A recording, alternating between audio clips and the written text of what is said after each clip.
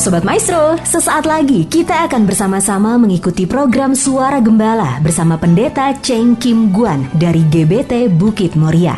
Selamat mendengarkan.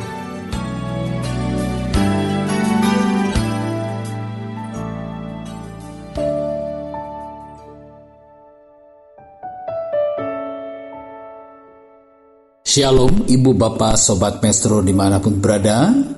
Kembali melalui program Suara Gembala, saya Pendeta Cheng Kim Guan menjumpai dan menyapa Sobat Maestro untuk kita sama-sama dapat masuk di dalam perenungan beberapa ayat firman Tuhan yang terlebih dahulu kita awali dengan doa. Mari kita masuk di dalam doa. Kembali kami menghadap tahta anugerah-Mu ya Bapa. Kami mengucap syukur untuk kasih setia-Mu yang nyata dalam kehidupan kami. Sehingga jika kami ada sebagaimana kami ada saat ini, dan kami mempersiapkan diri untuk bersekutu dengan firman-Mu, ini merupakan satu anugerah yang terbesar bagi kami semua. Dari sebab itu urapi, berkati kami semua, agar kami dapat menerima, merenungkan, mencerna kebenaran firman-Mu berdasarkan hikmat Roh Kudus. Dan oleh kekuatan Roh Kudus pula, kami dapat menjadi pelaku-pelaku firman. Terima kasih Tuhan, kiranya Tuhan memberkati kami semua. Kami siapkan hati untuk menerima firman-Mu. Engkau juga urapi kuduskan hamba-Mu yang akan menyampaikan kebenaran firman-Mu ini, agar kami semua dapat menerima berkat firman-Mu.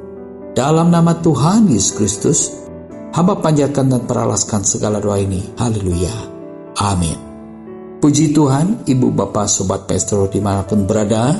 Pada kesempatan kali ini kita akan merenungkan satu judul atau perikop yang berjudul Garam Dunia dan Terang Dunia. Ini adalah penetapan Tuhan yang begitu luar biasa, yang memanggil kita dan menetapkan kita orang-orang percaya untuk menjadi garam, menggarami dunia, dan menjadi terang dunia, menerangi dunia. Wow, ini satu karya yang begitu besar. Nah, kita akan merenungkan bagaimana agar kita dapat berperan sebagai penetapan Allah melalui juru selamat kita Yesus Kristus. Kita akan lihat di dalam Matius 5 ayatnya yang ke-13. Berbunyi demikian. Kamu adalah garam dunia. Jika garam itu menjadi tawar, dengan apakah ia diasinkan? Tidak ada lagi gunanya selain dibuang dan diinjak orang. Mungkin berulang kali kita banyak merenungkan dan mendengar ayat ini. Tetapi pada kali ini kita mau merenungkan bersama-sama. Sebab di dalam ayat ini Tuhan Yesus sedang berkhotbah menerangkan fungsi daripada garam. Dikatakan, kamu adalah garam dunia. Kita orang-orang percaya yang kita mendengar firman Tuhan, ditetapkan Tuhan dan dikatakan oleh Tuhan, kamu adalah garam dunia. Ayat ini merupakan bagian daripada khotbah Yesus di bukit. Ketika Tuhan Yesus berkhotbah menyampaikan pesan ini, berarti pesan ini ditujukan kepada orang-orang percaya, para pengikutnya. Kamu adalah garam dunia. Jika garam itu menjadi tawar, garam yang tadinya berfungsi untuk menggarami, untuk mengasinkan, tetapi peran garam itu sudah berubah, tidak berguna lagi, menjadi tawar. Maka Tuhan mengatakan, tidak ada lagi gunanya selain dibuang dan diinjak-injak orang. Jangan sampai garam menjadi tawar dan tidak berfungsi. Ini maksud daripada pesan Tuhan Yesus, agar kehidupan umatnya, kehidupan orang-orang percaya itu memiliki peran, memiliki fungsi yang memberikan dampak dan pengaruh.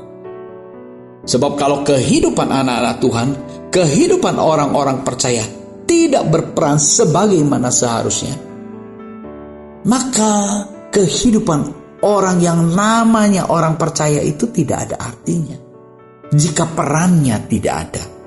Kalau kita lihat, garam itu berperan untuk mengasinkan. Setelah garam itu melarut, setelah garam itu mengosongkan dirinya, baru air yang digarami itu menjadi terasa. Tetapi ketika garam itu tetap mengkristal, tidak mau melarut, air yang digarami pun tidak ada rasanya. Maka sebab itu kita perhatikan ketika ibu memasukkan garam kepada cairan, maka diaduk. Cairan itu diaduk supaya apa? Garamnya melarut. Ketika garam itu tidak lagi nampak, baru terasa rasa asin. Ibu bapak saudara terkasih, kita mau merenungkan fungsi daripada garam. Harus melarut sampai tidak kelihatan, mengosongkan dirinya sampai tidak kelihatan, baru memberikan dampak dan rasa. Sebagaimana Rasul Paulus berbicara tentang Yesus. Yesus adalah pribadi yang mengosongkan dirinya sendiri, mengambil rupa manusia, dan bahkan mati di kayu salib.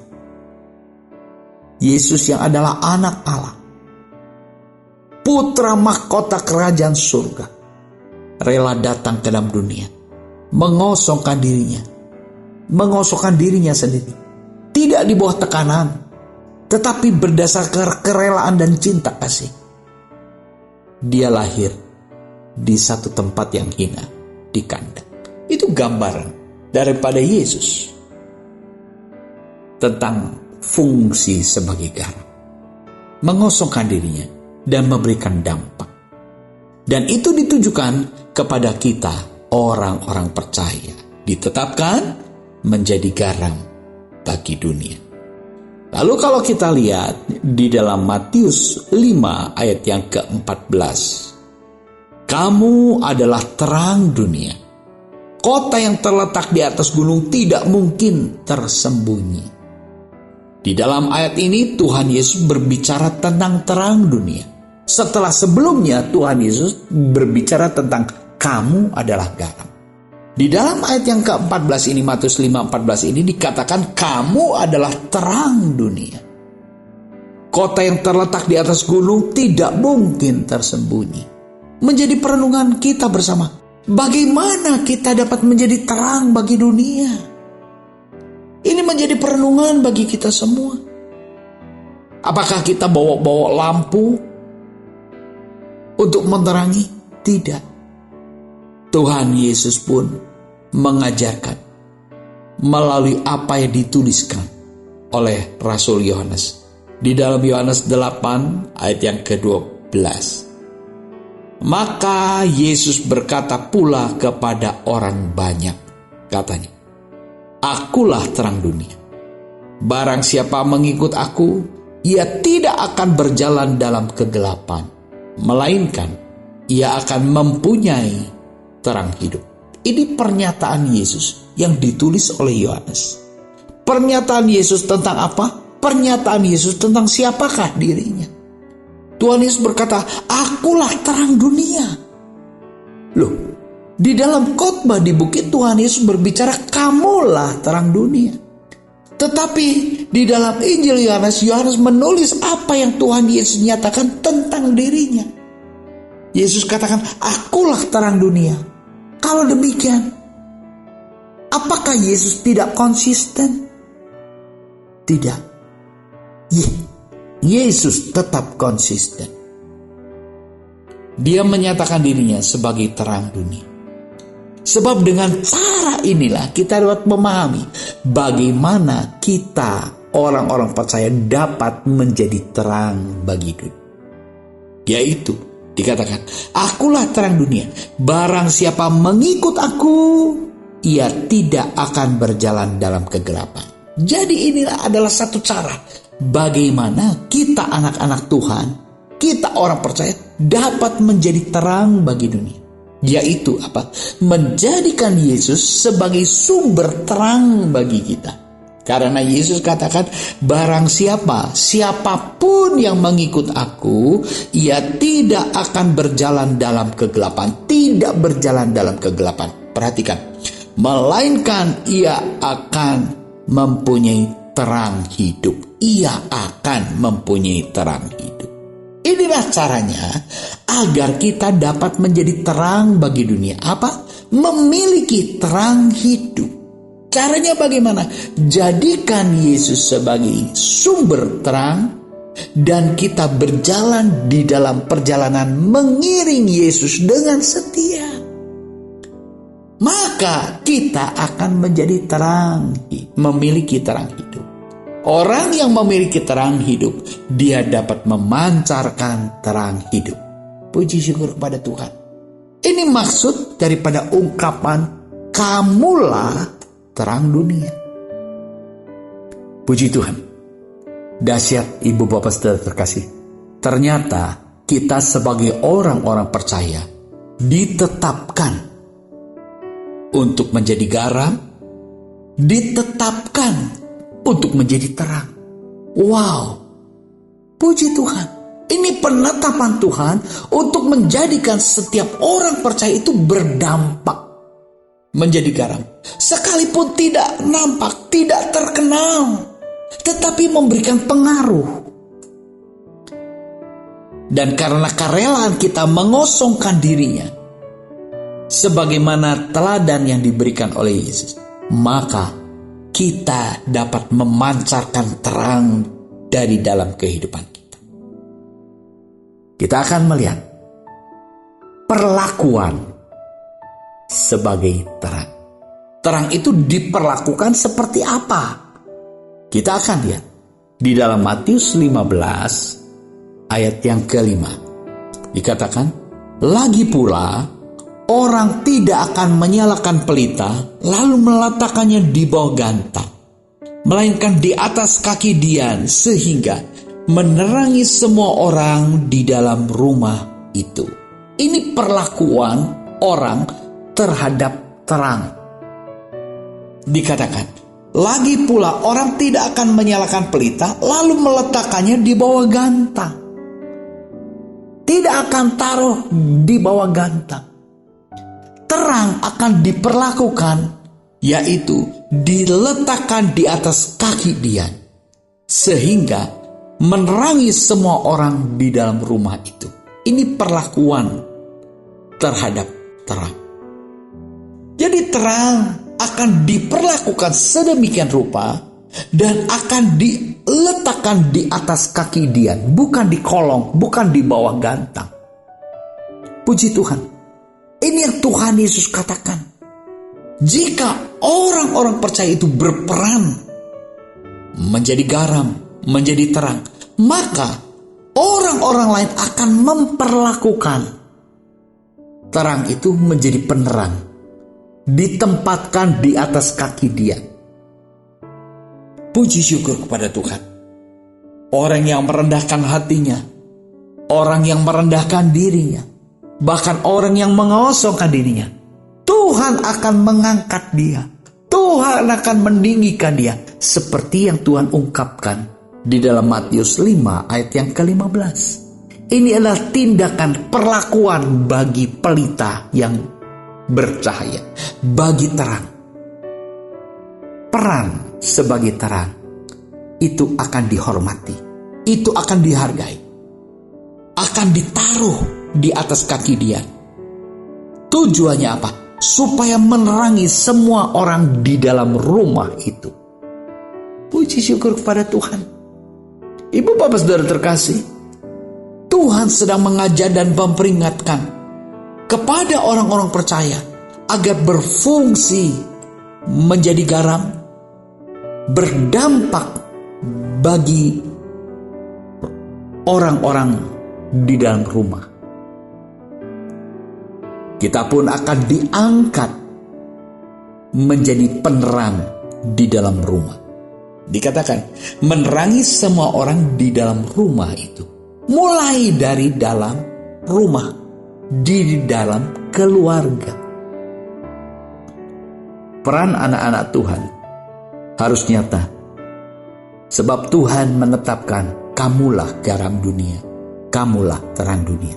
Di mana kita menggarami? Di mana kita menerangi? Dimulai dari dalam rumah, dari dalam keluarga. Puji syukur kepada Tuhan. Ini menjadi satu tolok ukur.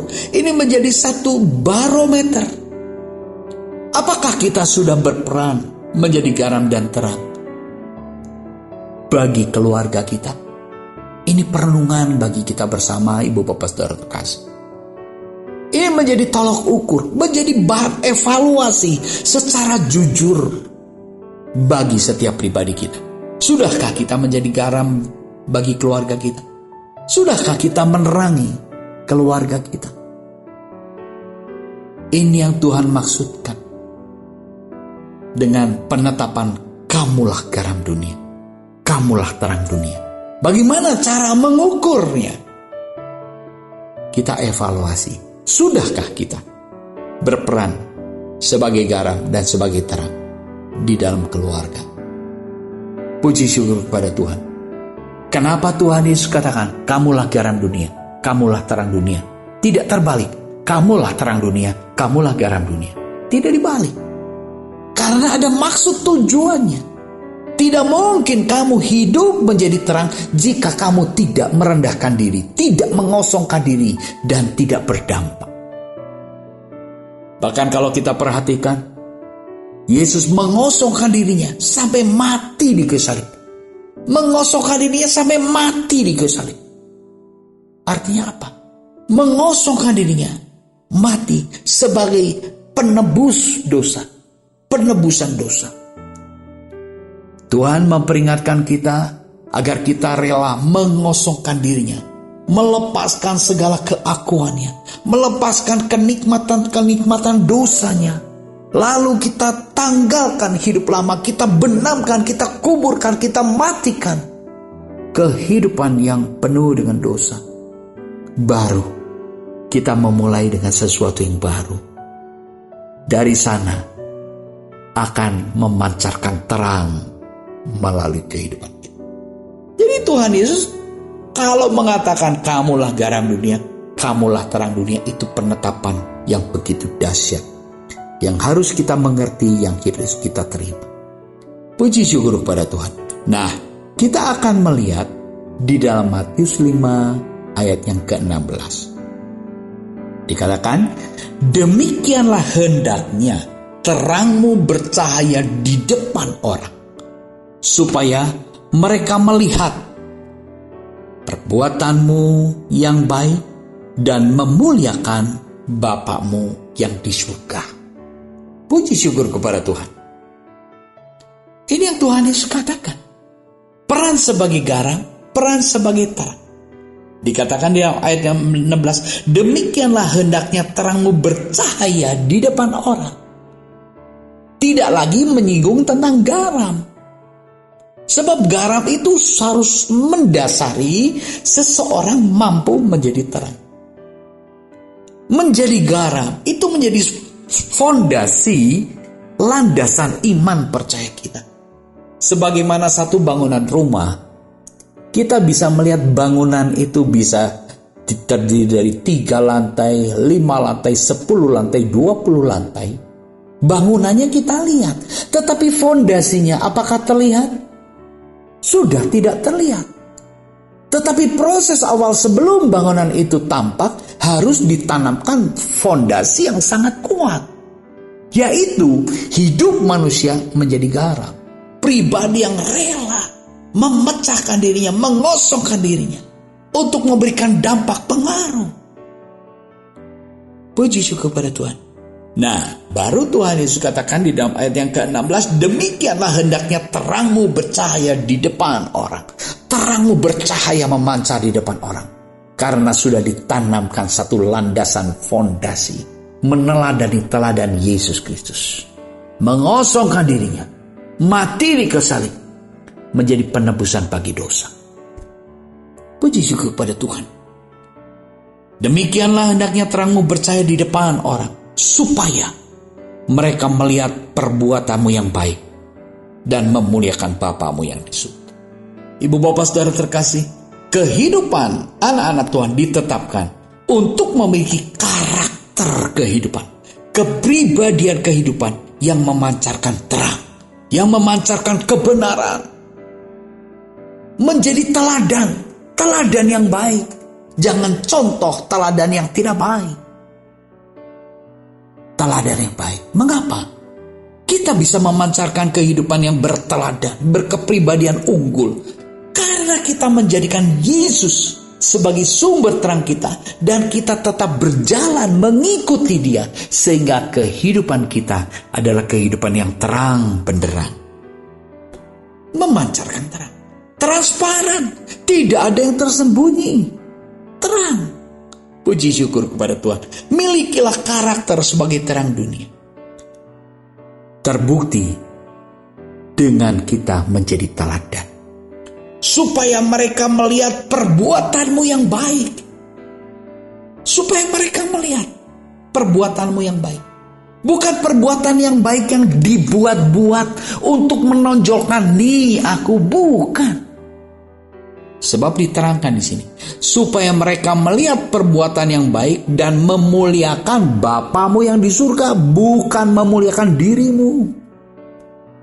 Banyak sekali orang bangga berbuat baik, bertutur kata baik, bertutur kata santun. Wah, orang memuji dia lalu dia bangga dan berbesar kepala. Itulah kemunafikan. Itulah perbuatan-perbuatan baik yang dilakukan dengan kekuatan dirinya untuk apa? Memperoleh perhatian, memperoleh popularitas.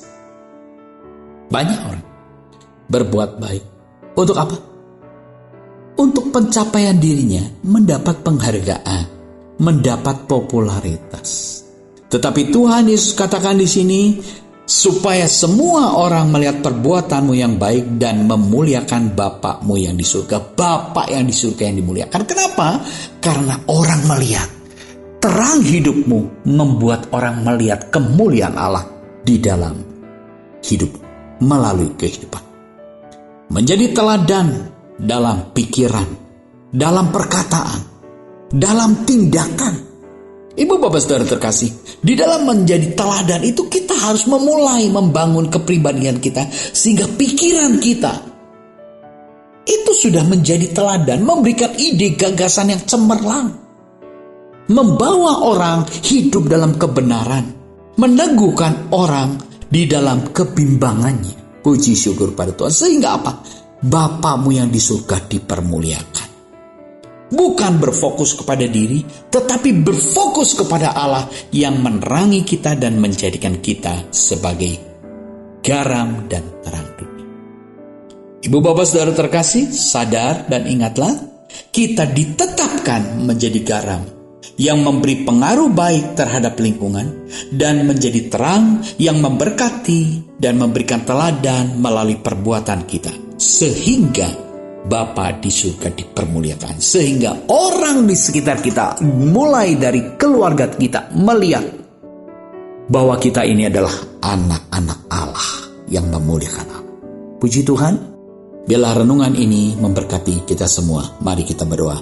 Terima kasih Tuhan untuk beberapa ayat firman-Mu yang memberikan penjelasan dan penerangan bagi kami. Jadikan kami menjadi garam dunia, jadikan kami menjadi terang dunia. Sebab hanya oleh pengandalan kekuatan kuasa Roh Kudus, maka kami dapat memuliakan Allah melalui kehidupan kami. Menjadi terang bagi dunia melalui kehidupan kami. Orang melihat Bapa dipermuliakan. Terima kasih untuk berkat firman-Mu. Dalam nama Tuhan Yesus Kristus, hamba panjatkan peralaskan segala doa ini. Haleluya. Amin. Shalom Sobat Maestro terkasih dimanapun berada. Tuhan memberkati kita semua. Amin.